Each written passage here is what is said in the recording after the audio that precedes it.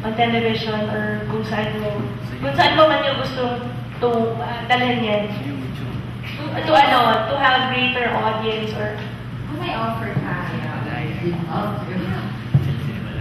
The price is right. If the price is right. Sa amin, wala naman. And it's not wala. It's not for the general public. In the future, ewan lang natin, pero why not, diba? Pero ngayon, na-objective muna natin, ilagay muna natin yung Takilya Films Video Festival 2006.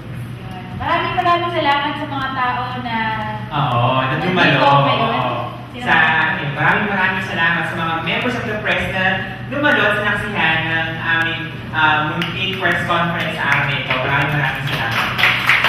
After that, thank you, Dandy, for being with us. At salamat din naman for co-hosting with Oh, thank you. At syempre, thank you po. Papasalamatan natin. Pasalamatan si Ma'am Shirley. At bago tapos ang lahat, tapos natin magtatapos ng araw na ito. Ang executive producer ng Takilya Films, of course, walang kita ako DC. Cornelia. Yes, Vera.